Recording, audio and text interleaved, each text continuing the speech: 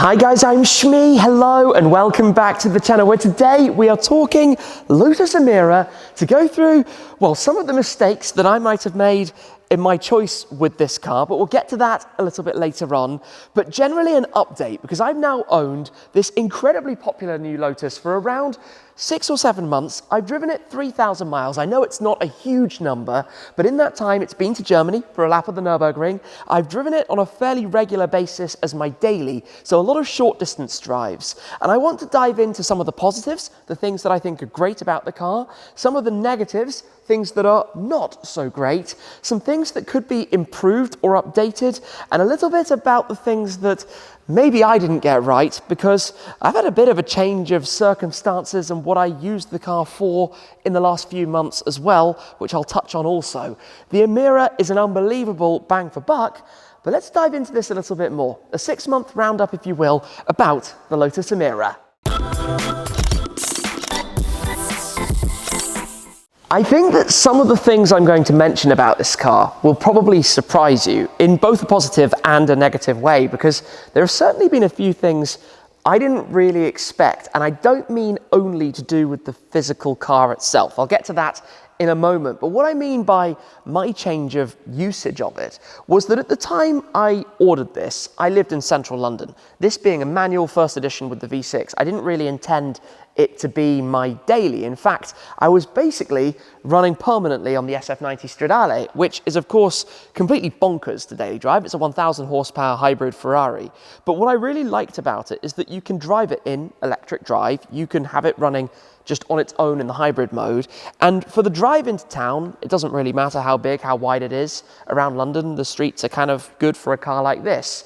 I have, however, moved a few months ago to live in the countryside, which means I have 60 mile per hour, bumpy British country lanes. Now, when you drive down those kind of roads, you want a small, fun sports car, hey? Something like this, something like the 1M, something like the Clio V6, lots of cars, the Focus RS, of course, as well, the perfect kind of cars to enjoy here. And that's what I mean by a change, and why I want to touch on the spec of the car a little bit later on, because there are a couple of things, not just one, that I probably would do differently had I been ordering it, knowing that this is how I would go on to use it. This is basically my go-to. I drive it pretty much every day, even if the cameras aren't rolling, as my to and from home to work, if you could say, here at the Museum. It's the car that does the most individual journeys, even if they are only a couple of miles long each. Arguably not the best for the car, but certainly a very fun way of doing it, because we have some really nice roads here. And in fact, I'm going to take it out very shortly to give you some more of the positives and negatives about it. Now, while we're here, let's dive into some of these. Let's start talking about some of the things with this car that are good and that are bad. Let's bounce this back and forth a bit, positives and negatives. The one thing that stands out a lot with this is that everywhere you go, people want to talk about the Lotus Emira. People know what it is, they're intrigued by it, and that's because this is an £80,000 car that looks like a £250,000 car. It does everything so well for the money, and people are curious. People want to know about it, and I love that, because I think a big part of these kind of cars is sharing the passion, sharing the experience, and letting people know what they're actually like. What is the experience of driving this car actually like? I mean, that's why we're here and making this video. Now, I'm going to counter that slightly by your more hardcore traditional Lotus fans are not such a big fan of this car and are not such a big fan of the new era of Lotus. And you certainly feel some of that negativity and hostility.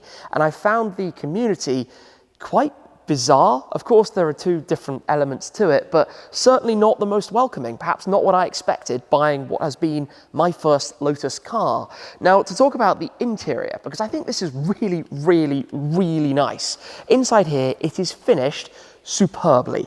Okay, maybe going for the light silver interior leather wasn't the best idea for keeping it clean, but it looks the part, and I really, really appreciate that an awful lot. If I try and step in though, note this gap between the seat and the lower part of the dashboard with the sill. It's tiny. Even though my shoes aren't huge, you end up catching something. You cannot easily step in there without hitting something, leaving marks. I've just kind of accepted that that's going to happen. It's part of life. Once you're in though, it's very comfortable. Another little negative point, this is not new, is that having a metal shift knob. The problem with that is if you park outside on a hot day, this thing is boiling. It like burns your hand. I've never been the biggest fan anyway because I find the numbers etched in the top quite rough. But on a hot day, you kind of just have to somehow slide it without burning yourself too much, which is something you notice. On a positive front, the infotainment in here is amazing. Digital display, I really like this. It's not over the top. It's pretty simple, as you can see. Not too much information, not too bright, not too in your face. This as well in here, if we just turn it on, we've got Android Auto, it's wireless. Just leave your phone somewhere in the tray or in your pocket. It will connect immediately. It's well presented. Maybe not the brightest in the world, but it just works. It just works in a really, really nice way. And I didn't expect that. I didn't think from a Lotus it was going to offer me as much as it does in this sense. It just works. It just feels good. Everything's there. Everything that you need. I like having decent storage space. You know, you can put a, for example, bottle of water or a Coke or something just inside there. That works decently. There are generally storage areas all around for the things that you need, which again is all very helpful. And like I said, the fit and finish is just a really high quality.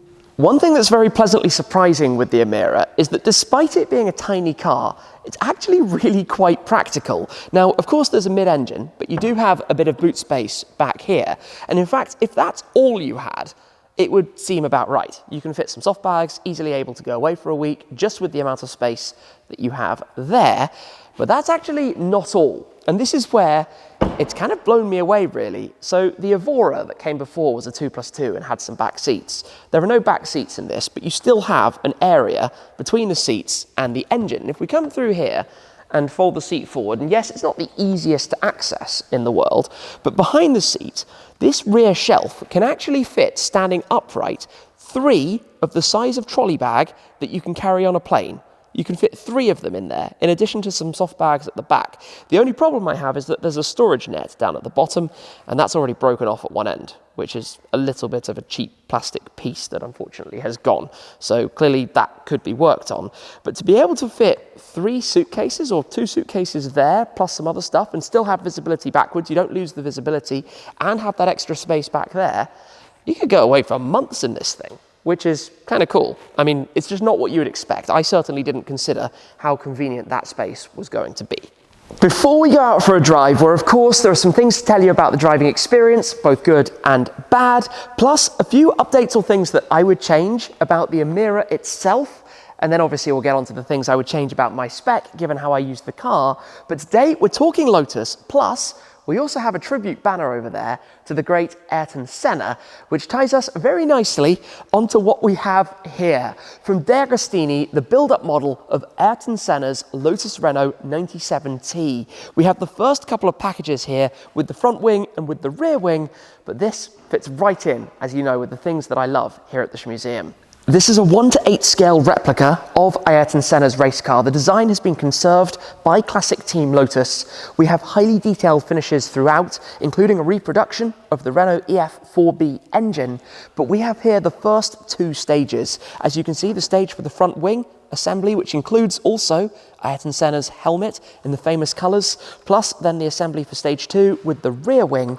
Each of these comes with the familiar instruction books that also include other information. For example, here, plenty of stories and bits of detail and info about Ayrton's racing history. And then, of course, we get through onwards to the building instructions for step 1 and then on to step 2 and onwards from there. You'll also receive gifts with your subscription, including a 1:43 scale model of the Lotus, a t-shirt and a poster. Plus, if you choose to pay with PayPal, you'll also receive 3 1:5 scale replicas of Senna's helmets. Make sure to subscribe to get building your iconic piece of racing history in the form of Ayrton Senna's Lotus Renault 97T from DeAgostini. The link and all of the information is down below to check that out. But you know what? It's time to get the Emira out. Let's go for a drive.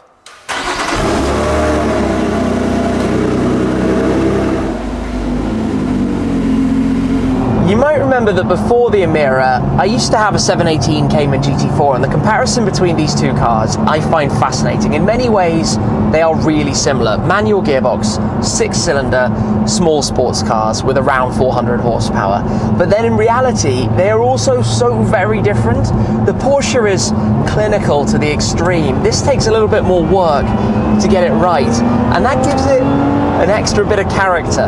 Obviously, we've got the V6 that's supercharged in here as opposed to to the NA Flat 6 and the GT4. GT4 costs a little bit more, maybe £10,000 or so, more like for like, that kind of thing. And obviously above that is the GT4 RS, and you can get the GT4 with a PDK dual clutch gearbox, or you can get this with the new 2-litre turbo 4-cylinder with the DCT as well, the AMG derived setup. So quite different experiences, but I don't want to go too much into that. What both of those cars do incredibly well is that when you're here in the UK and you're driving down a country lane, a little bit like this, they're small, they're easy to position, they're just the right amount of power, the amount of power that you can put your foot down and bring out the revs a little bit and have some fun without finding yourself very quickly at risk of a lot of points on your driving license and finding yourself in a whole load of trouble. But equally, you don't want to have too little power, because you do want to be able to enjoy it. Although I say that, but I had a lot of fun in a 70 horsepower Panda on the Autobahn recently. Anyway, in here, it sounds great, it feels great, the seating position is lovely. You know, to actually drive as I do on these kind of roads, it feels at home. Now, I do need to discuss one thing that I certainly got a little bit wrong. I ordered my car with the Sport chassis. There are two chassis options, because my intention was not to really spend too much time doing this kind of driving, but to spend a lot more time doing some track driving with it. And this is where, like I say, I didn't expect to use it as my daily driver on these kind of roads. And I recently met up with Tony TRL, who has a Tour chassis Emira, and drove it on the same roads, back to back, both cars, one after the other. And for these kind of driving environments, you want the Tour chassis, honestly. I mean, don't get me wrong, the Sport is amazing, but I would prefer a slightly softer ride for this kind of driving. It would just be a little bit more comfortable, a little bit more what the car should be. Now, sat inside here, again, infotainment, all brilliant. Everything in front of you is where you want it to be, easily accessible, very easy to drive. I like the feel of the steering wheel, perhaps slightly chunkier than I would want the side grips to be on the wheel, but with the Alcantara wheel here, maybe leather would have been better. That's a kind of one that I'm a little bit on the fence of. I think probably I should have done a leather wheel. Alcantara gives you that slightly sportier feel, but again, if the car is mostly a daily type drive, you want to have a leather wheel rather than Alcantara. But as we go along, one thing that does kind of bug me is that if you are to use the cup holders that sit here behind the gear shifter, if you put anything of any height in there, you can't shift. Your elbow is immediately unsure of where it needs to go. And that is a complete pain, and I don't understand it. Okay, for keys or something like that, these work perfectly. But for anything, like if you want to have a bottle of a drink of some sort, you can't fit it there. Okay, you can put it sideways into there, but that's the point of a cup holder. You couldn't fit a coffee cup in here. The back one goes slightly lower than the front one, but not particularly useful. That's a really, really odd quirk. At the moment, we are error-free, but I mention this because we have had some errors. In the first 1,000 miles, I had a couple of EMLs coming on and off, no obvious reason. One of the cases where I believe it's that they all do that, sir, and you just kind of move on and forget about it. Sometimes I get this weird SOS not functioning message, which I should presume is to do with the automatic kind of safety system. If you're involved in an accident or something like that, it pings something up. But right now, absolutely nothing. A little bit temperamental, but hey, you know the old adage, Lotus, lots of trouble, usually serious. At the moment, thankfully, not serious. Just lots of little random things happening with no obvious reason behind them. As we go over some bumps, though, you can probably hear something. You can probably hear that creaking. The central tunnel creaks like you would not believe. I don't know how this part makes so much noise. I don't know how there are so many creaks and sounds coming from this thing. For some reason, it just loves to make a lot of noise. You can quickly drown it out, though, by doing that. Quickly getting back on the move, and that all goes away. And like I say, these kind of roads, chopped up, bumpy, narrow, twisty, this is exactly where this car excels, and my word does it excel. Third gear, down to second gear, blip it down, enjoy some of those burbles. We're in sport mode at the moment, and that's something I should touch on, because the car starts in normal. If we go up to Tour, that's your default mode. Every time you start it up, it will be in Tour mode. This is where the throttle's not as responsive, and you don't have quite the same sound out of it. I wish there was a way to be able to start it in sport, because I always, without fail, put it in sport mode. Track is a different display and obviously much more suited to the racetrack environment, but I always get in this car and I always turn it to sport, and I wish there was a way in the software somehow that you could just set it to start in that, because to be honest, that's where you get the most of the driving experience in the Emira. You know, look at these roads, tiny, tiny little lanes. If you go up here in the SF90 Stradale, I'm not gonna lie, you know, it's 20 centimeters or something wider than this, let's guess. You're very aware of that extra 20 centimeters. That is really something that just changes the way the car feels. And equally, what use is an extra 600 horsepower here? You know, 60 miles per hour, basically cruising at kind of that, but with the pull out of corners that you want. The steering feel is nicely weighted. It's a car that, you know, even after 3,000 miles, I'm still learning, I'm still enjoying, I'm still getting to grips with a bit. It doesn't immediately come around you in the same way that the Cayman does, where you just jump in it and you feel like a driving god in that thing straight away, and you don't need to learn or figure out anything. And here, you need to work out how the shifts work. Things like the automatic hill hold aren't normal. You need to be quite a long way off the clutch before it holds itself. So keeping on the brake, lifting off the clutch, then it will start to hold on the throttle off the clutch a little bit more, whereas normally in these things, a firm press of the brake will hold it on the hill hold, for example. The touch controls on here, I often find that I'm changing what I'm looking at on the display by mistake with my hand, just changing them. That happens all the time in this car. People complain about it in the Ferrari system, but I do it way more in here. I look down at the dial and I wanted it to be on the trip, and it's all of a sudden on the nav or on the music or on just something that wasn't what I originally thought. There are lots of displays and lots of things you can have, which again though I really quite like, and all of this is super intuitive. If you want to go back to the main screen on the car, you just hit here, you've got your tyre pressures, your G-force chart. If you want to get back to Android Auto, go straight back to your nav, you can have this new tile display. I use this all the time. I find it works brilliantly, and that's something you want in a daily car. You want the car to just work and do what you're asking it to do without you having to stress and think too much about it, right? So you want that. I just find that there are these weird quirks. You know, the things that I would like to change about the car, the sport mode, for example, and maybe something different with the cup holders here so that they can actually be a little bit more useful. But generally, I think what they were able to do... Oh, Urus Performante. Pop, pop, pop, bang. I'm sure you heard that. That was a random surprise. What they've generally done with this, and at the price point of this, is the most remarkable thing. It looks like a supercar. It drives brilliantly. It's a really cool thing. And I think it's almost a sad thing that the last Lotus combustion engine vehicle is, in my opinion, the best. And that's kind of... It's frustrating, really, isn't it? New world of electric everything. Electra, of course, the saloon that will follow. It won't do this. And I imagine that fast forward a few years and maybe we get some special versions, a cup version of this, and you know, who knows what else.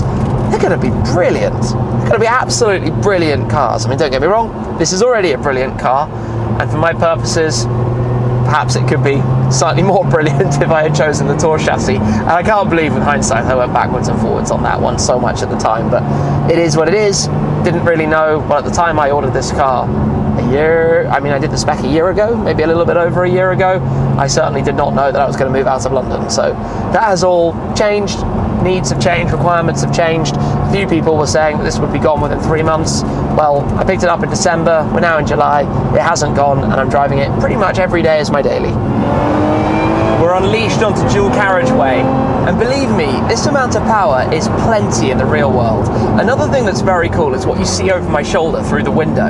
You can see the moving mechanical components on the actuator on the top there when you get back on the throttle, and I love catching a glimpse of that in the rear view mirror.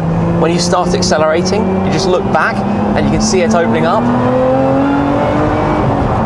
I also quite like the displays on the dashboard. You've got different lights illuminating, obviously, for the rev counter to let you know that it's time to shift.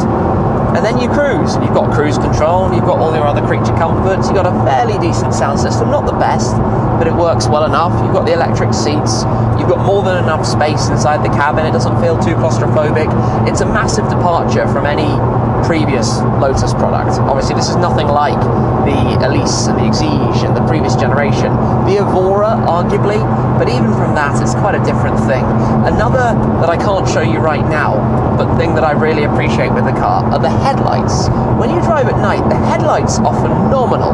Genuinely, this is one of the best set of headlights on any car I've ever owned. They work really well, do a great job, and for country roads at night, again, that's what you want. So props to Lotus for making a really good set of bright lights for driving at night on dip or on main beam. Just massive distance that you can see, and real world, the kind of things obviously that you actually need and actually want. They all work very well. And the car so far, apart from obviously a creak and the occasional message that's popping up for no obvious reason, hasn't let me down in any way. And you know, a lot of sports cars, when they're brand new and you get an early model, have problems. Let's be real, I'm not trying to defend that. It should never really happen, but it does often happen in the real world. If you're one of the first to take delivery of something that's only just been introduced, you tend to be a bit of a beta tester, a bit of a guinea pig. And for a super boutique manufacturer or car that you don't expect the same level of testing, you accept that, that's normal. But certainly at this price point, this kind of car, this level of production, I guess mine was something like the 500th of the line, around that, so not one of the first, but obviously taking delivery at Lotus HQ in Hethel means it doesn't have the same transport time as cars heading around the world. Top of second, you just get that extra buzz of the supercharger behind you. Anyway, I'm going to head back to base because there are one or two other things I want to tell you about this. The Emira is back at the Museum. So the car is currently about 50 miles shy of 3,000. Of course, I've owned it from new, and that means I have some fuel economy figures. And I always find this quite interesting to dive into a little bit more, especially when you've been doing a lot of driving in something like the SF90 Stradale. And I picked that as a reason for this comparison for something that I talked about when I took this on a long run earlier in the year. So over my 3,000 miles, this car has averaged an MPG of 21 UK, which is about 17.5 US. That's about the same number as that car, which is quite interesting when you think about it. Yes, that doesn't take into account the times it's plugged in and charges up, but effectively hybrid, big saver. On a longer slog on the motorway, you'll get around a UK 28-ish, so somewhere low mid-20s US. It's not great, but then I guess it's not really the kind of car you're carrying too much. I just think it should be more economical. It just should be a touch more. The other thing I want to touch on is the color. Now, this is Hethel yellow. There were 6 different colors available for the first edition. When this car is in the garage here, it starts to make the solar beam on the GT Black series look very washed out in comparison because this is super bright, a flat color. The reason I mention it though, is that when it comes to the spec of my car, for something to daily drive, this is a bit bold. It's a bit out there. I think if I was doing it again for this purpose, again, yellow on the racetrack looks amazing, I would have gone for one of the more subtle colors. I'm not a big fan of the 2 grays they offered, or the red. I didn't feel it suited the red too well. Then there was the launch Seneca blue, which is just as bright as the Hethel yellow. That leaves us with dark verdant, the dark green color. My friend TFJJ actually has one in dark verdant. Looks really smart. I just felt when I was looking at the paint samples, originally speccing, that it was too dark green. In most lights it looks almost black, but for the kind of driving I've actually ended up doing with the car, it would have been more suitable. It would have been more suitable for it completely. Now, I guess the future might have something like this with a roof that opens. They might go for that path. If they do, that would be a really cool car to spec with a Tour chassis in a darker color, perhaps as a daily runner. I don't really know. I like change. In the car that I drive all the time, you know, taking out pretty much every day just to go home and back, I like to have different experiences, whether it's running the car for 6 months, 12 months, whatever it might be. I'm nowhere nearly finished with this car. I intend to have it for a fair bit longer. I don't know whether it's a year or 2 years or 3 years or what it is exactly, but it's certainly a great car for this kind of purpose. And it looks so cool. I mean, look at the lines back here. Look at the shape of this thing. It's kind of quite high, straight lines across the back, the contrast with the black roof and the tinted rear glass to go with it, and all of the external lower sections in gloss black as well. Very cool car, very cool thing to drive, incredible value for money. Just a couple of things I think could be changed up, could be improved, but hey, that's all part of it, right? If it was perfect, there wouldn't even be a video to make. We would have the ideal thing there ready to rock and roll.